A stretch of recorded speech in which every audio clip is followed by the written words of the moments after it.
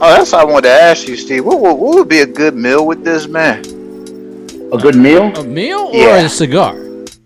Both. Like what? Because I'm trying to understand the relations between cigar and also just meat. What kind of meats go with certain types of cigars? Yeah. So that's a good one because usually when I'm doing a cigar of choice, my morning cigar is more of a lighter blend. And that's because I've had maybe coffee in the morning, nothing heavy. Your cigars are typically experienced after meals, not with meals. So you really want to get into your morning coffee. You're going to get more of a creamier, Connecticut, smoother cigar, and then you go from there. So we have this whole thing ranging from time of day pairings versus, even what region these cigars come from will pair well with specific. So I do that all the time. I'm doing this whole month of March is actually my pairing month. Okay. So I've been talking like last week in my Instagram, Smoking with Steve. We paired a Dominican 35th anniversary cigar, which actually has a Cameroon wrapper on it, which is amazing. And I pair that with Hennessy, and that was a great pairing. Wow. Because Dominican tobacco typically goes well with cognac. Okay. So meals are typically you start with the meal and then you end with the cigar. It's almost like the way they did it way back then. The guys you have dinner with your family and friends, and then the guys go away and they have their cigars and the cognac. And True, I remember that. so it's really that. So if you're gonna have something like a nice meal at the end of the night, nice steak, you're really ready for some. I mean, really, I should be smoking and drinking this after dinner. But I wanted to show off a little bit. Oh, why not? Please. We appreciate that, bro. We appreciate it. And of course, I got to do my little thing. And of course, I do a little mini wimpy stuff. I had to show this since you mentioned Jack Daniels. Oh, Lord. Oh, yes. What's that? That's a Jack Daniels Tennessee honey whiskey lemonade. Oh. So I figured I'd pull out a little something there. So it kind of coincides here. So, yes, in the meantime, Cortez, this could be for you. This could be for you. So this is on that.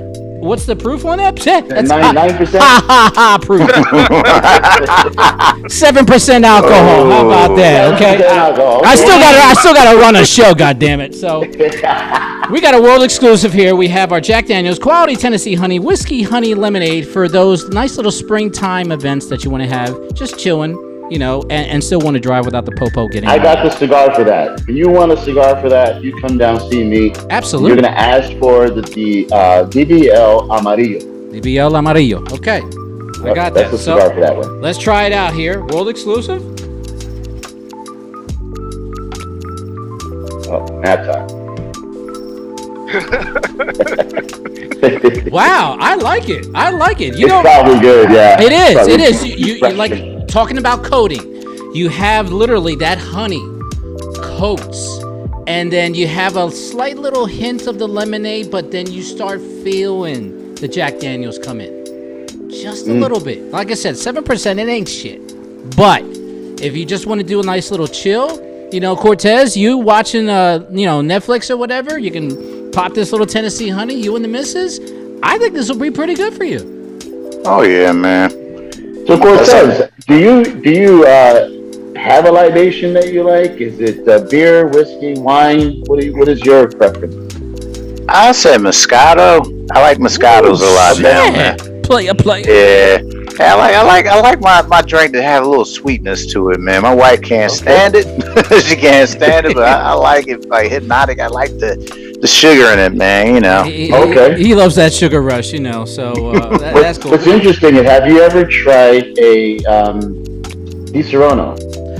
Nah, I need to try one of those. That's a very sweet liqueur. It's an amaretto kind of liqueur. So it's interesting enough, we had Francisco last night. He basically so all my guests were able to bring their own sort of libation to the table. Okay. And he would infuse the wrapper.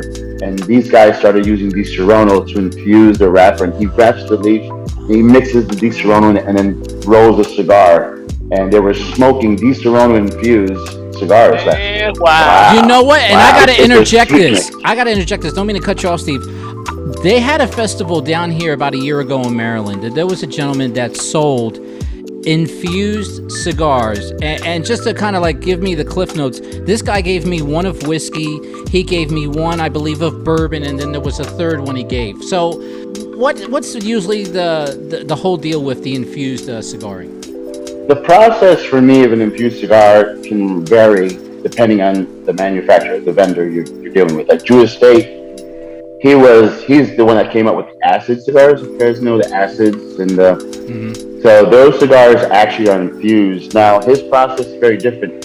Sometimes it's a slight infusion. Sometimes it's actually organic infusion. For instance, if you ever see a fire cured cigar, it's a Kentucky fire cured, KFC. But if you ever come across that cigar and you light that up, you're gonna get a lot of burning, like almost like a wood oak, right off the bat. Throughout the whole cigar, it's gonna be woody, oaky. It's probably really good with a Scotch. The Scotch has that peatiness to it, right?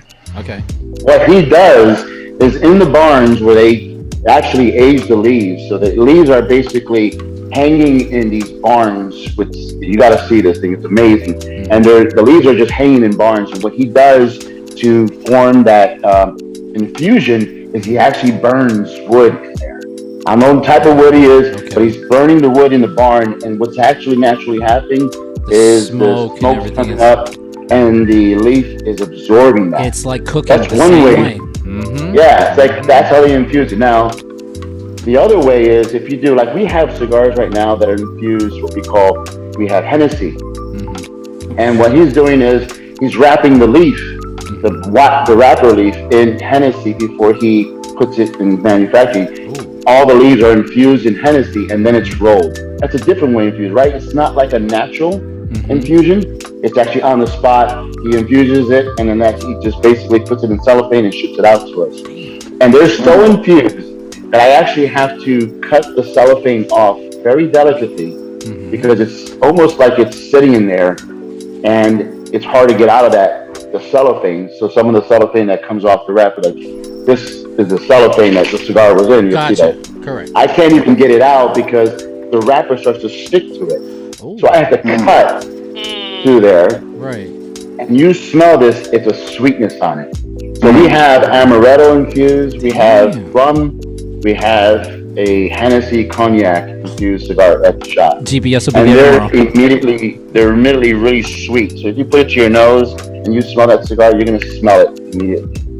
So there's different ways, and some of the infusion is it's done. I don't know the process. I probably should, but I don't do a lot of infused cigars. But everyone has their own way of infusing. So there's flavors, there's natural infusion, and then there's just traditional kind of cigars that we smoke here that doesn't have any infusion. Just all the tobaccos blended together.